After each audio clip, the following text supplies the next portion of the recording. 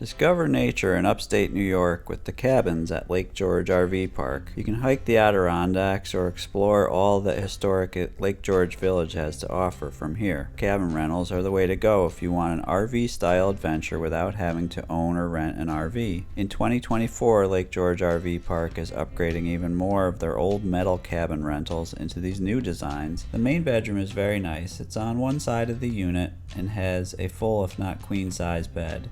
It has its own television and its own heating and cooling units. And both of these again have their own remote controls. There were two nice nightlight reading lights on the backboard just above the pillows. It has an open door closet you can hang your things up in or slide your luggage in.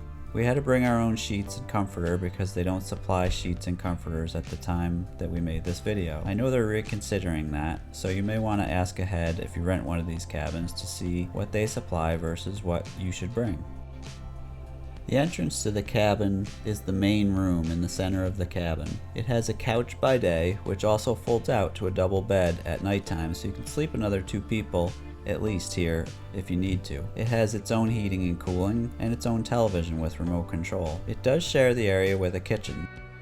Further into the kitchen, you can see the workspace on the countertop was pretty slim when you have the coffee pot and some of your personal things out. And so when you're cooking food, you can run out of space real quick. And the sink is very small, as you can see. The plates kind of stacked up pretty high here for the 4 of us when they're on the drying rack. The cabinets were nice. They provided all the dishes and plates as well as silverware and the cooking pots and pans.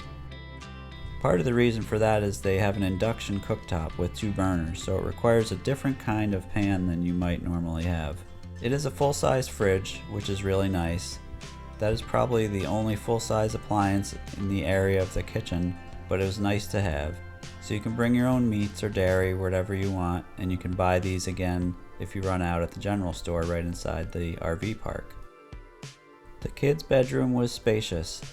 It basically has 2 stacked double bunk beds, enough to sleep 4. It has its own TV and its own heating and cooling unit with remote controls for both. The only thing I didn't like about it was these lampshades that hang over the beds. They were made of glass. All I could think about is the kids getting out of control and breaking them in the middle of the night. I really didn't like that, but that's just a personal preference. The bathroom was a full bathroom. It was a shower with tub underneath, a toilet, and a small sink and vanity. Again, we had to bring our own soap and our own dish towel. Very little in terms of the common things you would need are supplied. Outside, we had this generous patio. The units themselves are on one-way roads, so even if a car does come by, I would say they come by fairly slow and in one direction. It also comes with its own gazebo and a table underneath, and included with that is its own cooker. They supply the gas for that, which is really nice. It also has a private fire pit ready for effortless outdoor dining and relaxation. The fire pit was probably my favorite part. It was the most relaxing, private, family gathering space, and you were right there with the mountains just over the top of the cabin.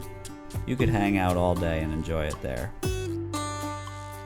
We brought our own internet, and I'll put a link to that in the description below. Although you can reach the park supplied internet, I don't think they have enough bandwidth for the amount of people that are trying to use it. The trolleys run around the outside of the park and will take you pretty much anywhere you want to go in the park every 20 minutes. It's part of your reservation, so no extra card or payment is needed to hop on or off. They can also take you out to the Lake George Village itself or to the Lake George outlets, which are closer. Walking across this park that is very, very hilly, so I would personally get winded pretty quick if I tried to walk from one side of the park to the other.